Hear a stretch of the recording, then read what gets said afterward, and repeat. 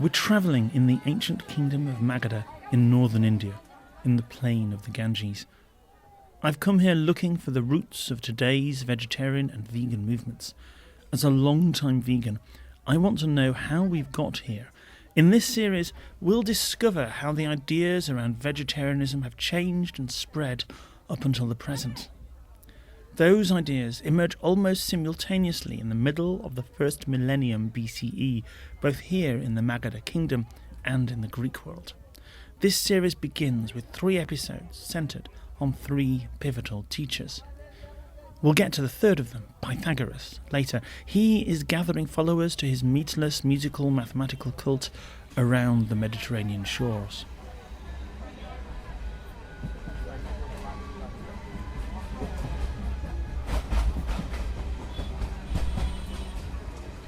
The first 2 are leaders amongst the Shramanas, the vagabond monks travelling around Magadha and exchanging manifold philosophies.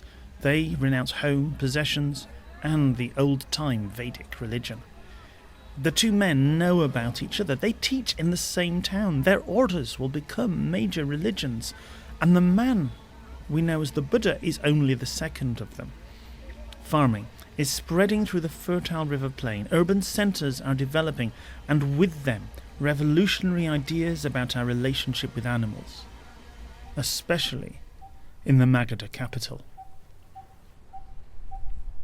The Shamanic movements, Jains, Buddhists, and others now forgotten, are challenging the existing Vedic tradition of animal sacrifice and championing Ahimsa, the avoidance of harm. One of those travelling Shramanas, Mahavir, would stop and preach here, beneath the craggy Rajgir hills, a spot his modern followers mark with a temple and hospital complex. Of Jainism, of Ahimsa, and of vegetarianism speaks Mahavir. Sattva Yasajay Maharaj is a Shramana too. A Jain nun she'd been reading in her low circular white prayer hall when I was introduced. She'd come outside to sit and, with some help from an English-speaking staff member, talk. This area here was a great park. People used to come and stay for the 4-month rainy season, to use those 4 months for the spiritual life. Among the trees and birds, it's still possible to imagine the people of Magadha sheltering from rain and listening to Mahavir. This episode, I'll ask experts and followers about his ideas, where they might have come from, and what they inspired.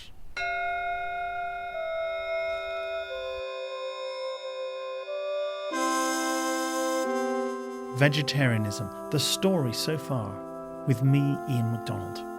Episode 1, Ahimsa.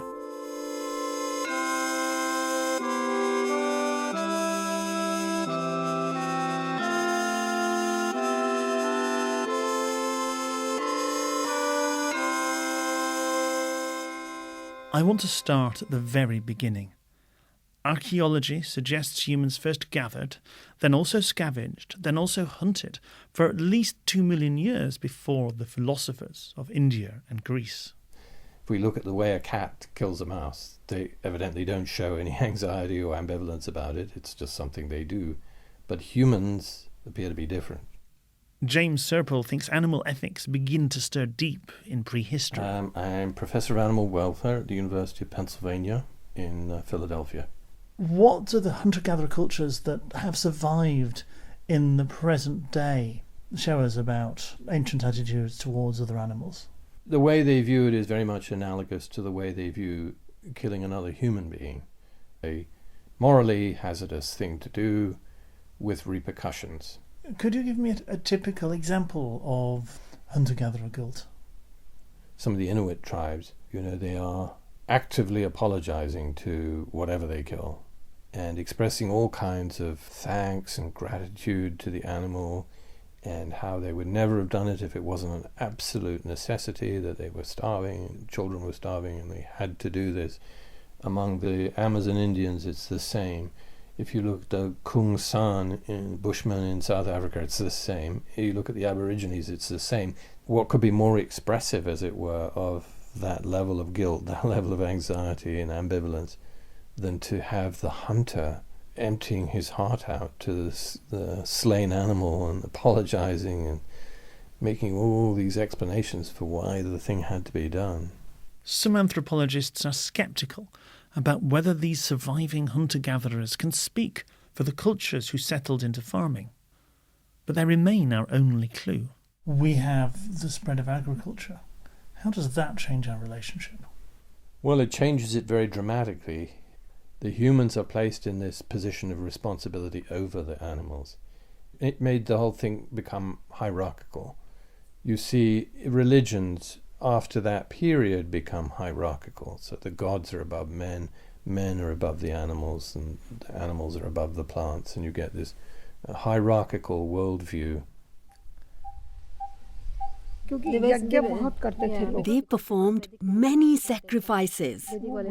Thousands of animals were burned alive. The monks of the Vedic religion, they do a lot of yagnas. That Vedic religion is already a millennium old when Mahavir preaches. But modern Hindus still share its priestly caste, the Brahmins, and its most sacred verses, the Vedas. Those yagnas show us how the Vedic culture saw animals, but they're very controversial in modern India. Let me tell you about one cold Saturday in Delhi when I met two professors who had quite different views. When historian Devendra Narayan Jha wrote in his book Myth of the Holy Cow that Vedic religion slaughtered cows in sacrifices, it was burnt by some Hindu nationalists who not just venerate cows, but believe India was always thus, and consider claims to the contrary blasphemous. His flat is in suburban Delhi, a short auto-rickshaw ride from the metro station. The crowds and stalls give way to tree-lined roads, blocks of flats, and the noise of neighbourhood life. We talked in his study. In the Vedic text, there is a lot of discussion about killing of animals, particularly in the context of the rituals. And there is one particular sacrifice, the horse sacrifice, in that about 600 and odd animals were killed. The oldest of those oral texts, the Rig Veda, has a hymn for that sacrifice. Secular historians translate its Sanskrit as "Those who examine the horse when ready and say, 'It smells good, remove it.' And those who draw close, craving a share of the flesh of the steed, let their applause cheer us on." I took the Delhi Metro north until the elevated Line 2 peters out into giant pillars and construction crews. Then a crowded bus along the Great Trunk Road, which dropped me by some red brick Jain temples and an Indology institute. In fact, nobody is Jaina in our Jaina Institute, except one. I talked with G.C. Tripathi by one of the smaller temples. Jain scholars suggested him, and he's a source for D.N. Jha's book, but he doesn't agree with it. I work on Vedas. You work on the Vedas. Even in the Rig Veda, we don't find any mention of animal sacrifice. The animal sacrifice in India, they make their appearance during the later Vedic period. That's the 8th and 9th centuries BCE, still well before Mahavir. But I asked him about older verses, like the one you just heard, that D.N. Jha says show Brahmins sacrificing animals much earlier. They don't understand, he doesn't know Sanskrit. How can he write anything authoritative on it? Well, that's why I'd like to ask you, because... I know all my texts almost by heart. Because you're a Brahmin and you're part I know of the... Sanskrit. Sanskrit has been in my family for the last, I don't know how many 100 years. I started my studies with Sanskrit with 5 years or 6 years old. Tripathi is part of a living tradition that's as old as the Rig Veda itself. Magadha doesn't yet have writing. Only the Brahmins offer the actual words of ancestors.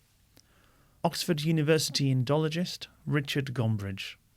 If you were the son of a Brahmin, you had to go through a whole series of very particular rituals, and you were supposed to spend your first few years, sometimes not even very few, sometimes until you were well into adulthood, memorizing the Brahmin texts. First came the texts, and after that, understanding what they meant. I met other Sanskrit scholars who completely rejected suggestions of Vedic sacrifice. Secular and religious historians often disagree, and I wanted to let you see this one up close. But I found no convincing alternative to the interpretations of historians like D.N. Jha.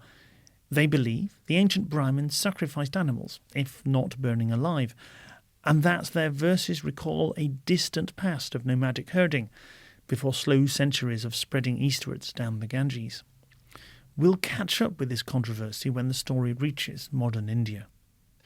So what do these rituals say about how Vedic religion sees other animals? James Serpell.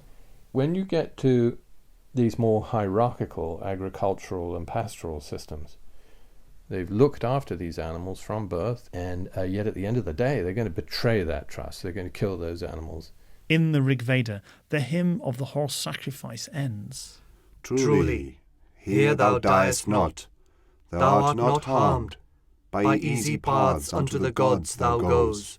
James Serpell finds this sentiment typical. We look at how people deal with animal death, and time again we see all these interesting explanations for why something which is actually bad is not in fact bad.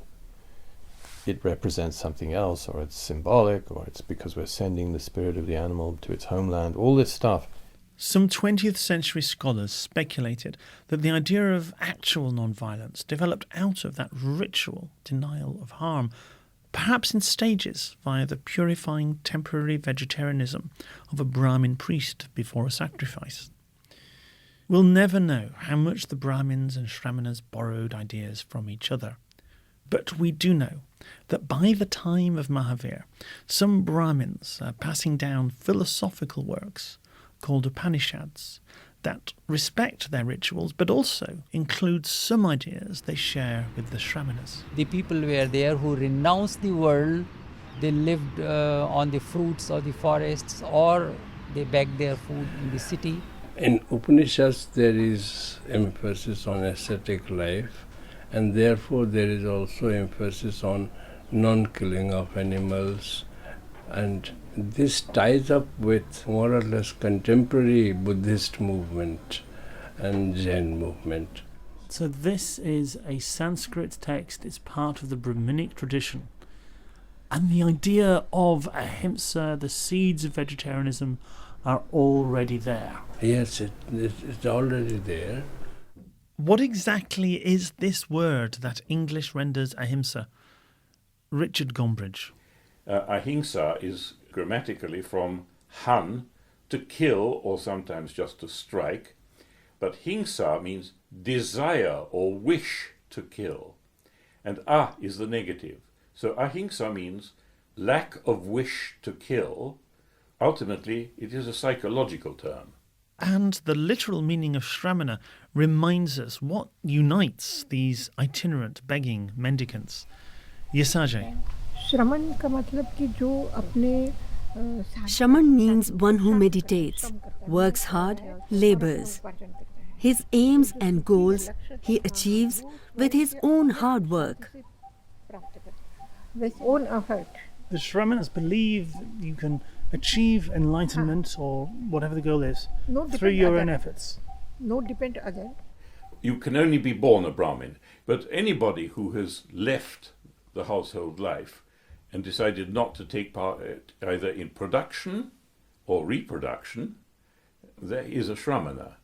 I'm Peter Flügel, Chair of Jaina Studies at SOAS. School of Oriental and African Studies, University of London. I mean, with the Upanishads and all these other ascetics, there's a big distinction between forest ascetics and these mendicant orders, the Shramanas. Forest monks, they live there with their families. But the Jain and Buddhist monks and nuns, they had to beg for their food. That means they live in the midst of the urban population. They reflect a completely new society. In the Kingdom of Magadha, Mahavir addresses a crowd that have probably heard many other Shramanic groups, creeds now long forgotten. We do know that the Shramanas are arguing over not just Ahimsa, but concepts like fate, karma, rebirth, and liberation. Rajgir is the capital of a kingdom, the heart of a region that is an incubator of religious movements. In those days, there were half a dozen so-called learned people. Buddha, Ajit Keshkambal, Prabhudikatan, Goshalak and Mahavir. But when it came to understanding the truth, most of them didn't do very well. There were half a dozen of them, but their theories were not sound, except Buddha, who was very close to Mahavir, with only slight philosophical differences. The earliest one of which we know a huge amount, with good early evidence, is Buddhism. But there is very, very good reason to believe that Jainism is somewhat older than Buddhism.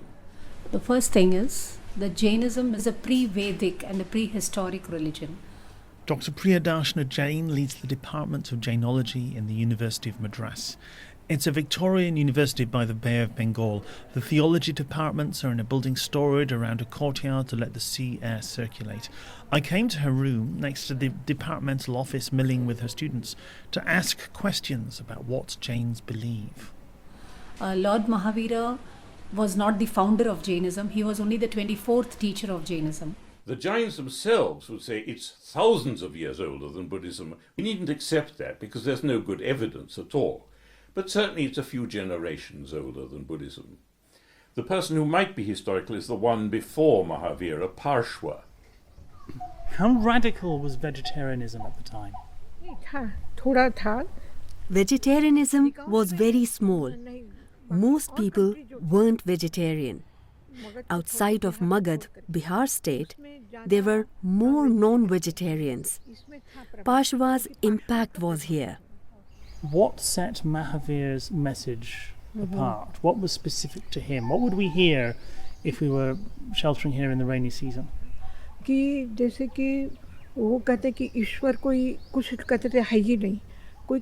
Some used to say there is no God, and some used to say he is in the ocean, or in the mountain, or there is only one supreme soul.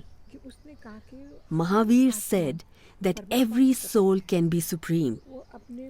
Every soul can reach the pinnacle of purity. His preaching of non-violence is based solely on this. In every living being he saw the same spirit that he had. He saw the greatness in every ordinary being. Peter Flugel.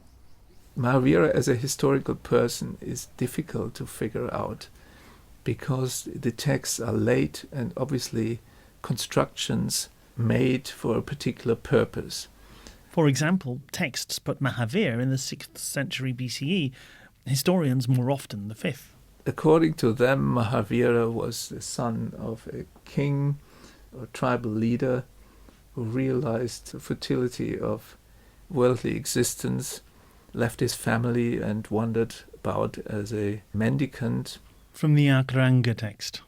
In these places was the wise Shramana for 13 long years. He meditated day and night, exerting himself undisturbed, strenuously. He didn't join a mendicant group, but he self-initiated by removing his hair and changing his dress. And after a few years, he walked naked because the rag he wore was falling off and he didn't replace it. They say he endured scorn. He was struck with a stick, the fist, a lance, hit with a fruit, a clod, a potsherd. When he once sat without moving his body, they cut his flesh, tore his hair under pains, or covered him with dust. Abandoning the care of his body, the Venerable One humbled himself and bore pain, free from desire. Until he reached enlightenment, and from that point onward, he began to teach what he has learned, i.e. that there's a path for the liberation of the soul from the fetters of the karmically produced body. First speech, thousands of people. Great renunciation. They just renounce the world. And renouncing the world means becoming a monk Very or a nun. speedily ekdam growth. Yeah. They join Mahavira's monastic order in the hope of also becoming a liberated conqueror of their desires. He leaves the road to birth and death, rejoicing in the glorious liberation. Over on the other side of the Persian Empire, there are Greeks too who are vegetarian because they believe in reincarnation. We'll meet them later.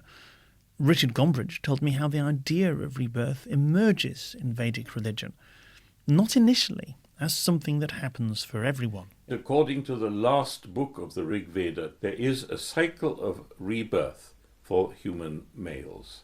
It isn't really properly ethicized at all. It doesn't say if he was a good, honest man, this happens, and if he was a thief, that happens. No. Whereas in Buddhism and Jainism, you can go up or you can go down, etc., according to your ethics in life. And the mechanism for that is karma. The idea, the combination of reincarnation and karma, that is specifically Indian. And the Jains are, of course, the masters of the karma theory. The Jains have a really specific visual concept of karma. Yes, karma is perceived as a form of matter which sticks to your body and becomes the seed for a new action of the same quality.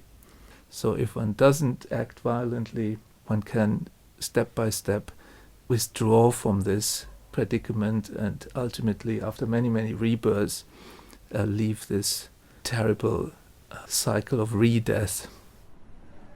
Jainism is a non-violent way of living, and it doesn't believe in a creator god, and it rejects the authority of the Vedas. Mahavira preached vegetarianism. Mahavira preached non-violence.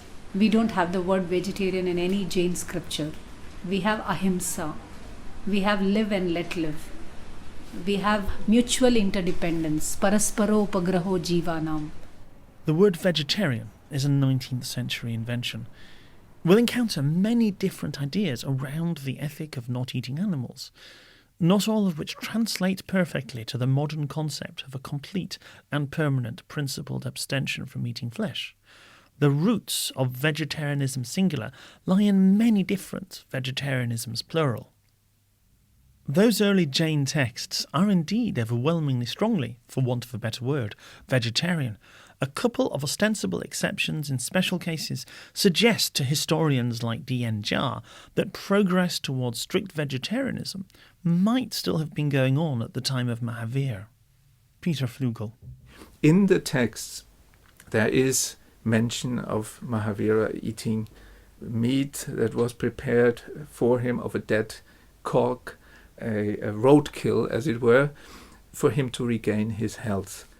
The Vyakhya seems to say, he asked, to send the cock killed by the cat instead of the 2 pigeons she was preparing for him. He doesn't kill it. And according to Buddhism, indeed, he's absolutely innocent. But the Jains don't like that. And therefore they say that this word, which clearly refers to a chicken, actually refers to a kind of plant. A word may have many, many meanings, many, many interpretations. Okay, so this interpretation is done by the rival religions who want to defame Jainism. So Mahavira never ate any kind of meat. So it's not chicken. It is not chicken. It is something related with a crow or a bird. So one medieval translation goes, to send the citron pulp seasoned with Viralica herb instead of the 2 gourds. This is what medieval Jains onwards tend to say, denying the literal meaning. Well, we don't know the literal meaning. I mean, these are dead languages. We should not forget this. No one knows exactly what these words meant when they were written down. And it doesn't seem to make any sense within the context of Jain teachings to have Mahavira, of all people, eating meat or permitting meat to be prepared for him. Basically, I'm with the Jains on this point. This, from the Akaranga, is characteristic. The enlightened and worshipped of the past, present and future speak thus, declare thus, proclaim thus. All breathing, existing, living, sentient creatures should not be slain, not treated with violence, nor abused, nor tormented, nor driven away. We're glimpsing the emergence of Jainism through the fog of centuries of oral transmission. For Jains, enlightened teachers have been revealing eternal truth since prehistory, and these few lines are deeply controversial. But this series is about people making the case generation by generation. So what is Jain Vegetarianism? Jains apply Ahimsa to a world they see as alive with beings to be protected from suffering. If you take a stone and regard a stone as a living being, this is not unusual. In many tribes across the planet, you find animist beliefs. So if you behave very badly, you can be reincarnated as a rock. Definitely. A stone, like any living being, from a Jain perspective, is composed of a soul and a body, and the stone is just another type of body. Jains rank beings by how many senses they have. The meat, the animals, the fish and the eggs are all products of the five sensed beings, whereas the plants and vegetables are all one sensed. And insects are in between with 2 or 3 senses.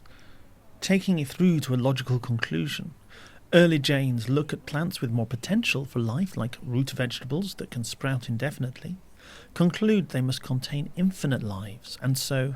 prepare a food that is without the underground roots and stems. And although not all modern Jains have a literal belief in one-sensed beings of earth, wind, fire and water, the intention to tread lightly upon the earth remains. So the minimum you take from the environment, the less will be your karmic load.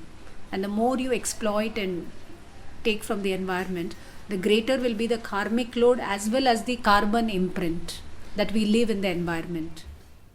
Consider the challenge of Ahimsa if you contemplate a world alive with invisible single-sensed beings. So the practical consequence is that ultimately you should not act at all. And that makes life rather complicated, to say the least. The logical conclusion for Jains, the lightest way to tread, can be to stop treading. It is clear in the Jain scriptures that if you want to reach liberation at the last moment of your last existence, you should stop acting at all. Nobody wants to die, but death is inevitable. And when you die, you should die like a hero, not being fearful or being desirous. And this kind of holy death can enable you to terminate your cycle of rebirths. Yes, by simply refusing food until you waste away. Yeah, it is not just simply refusing food. Refusing food and doing what? To be absorbed spiritually. This practice is rare but not unknown today, when Jains face death. Mahavir's sermons didn't just affect the monks and nuns who abandoned their homes for him. They spread their doctrines amongst lay people like Priyadarshana. At the very beginning, there must have been just a small group of mendicants who were interacting with householders. The monks and nuns depend on the lay men and women for their basic needs like food, water and clothing. A Jain community, i.e. a group of lay followers, developed only slowly. So it is not just that the ascetics who are following vegetarianism, it is the lay men and women also who follow vegetarianism. It is not merely an ethical obligation. It is a religious discipline and a spiritual discipline in itself. Jains will spread far beyond the Kingdom of Magadha and have an influence beyond their numbers that means we'll come back to them again and again. One of those craggy Rajgir hills, called Vulture's Peak, is a place of pilgrimage for followers of our second Shramana. Mahavir came before Buddha. He was older than Buddha. Mahavir attained enlightenment before Buddha.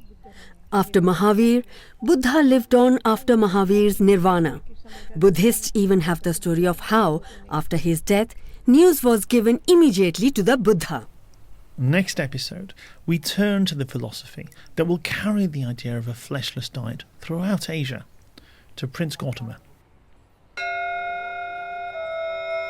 to Buddhism. With the voices of Sandeep Goucher, Chetan Pathak and Selva Rasalingam, the music of Rob Masters, I'd like to thank Smita Bagricha for interpreting and Shatansu Tyagi and Rajan Joshi for translation. Full credits and more information at theveganoption.org.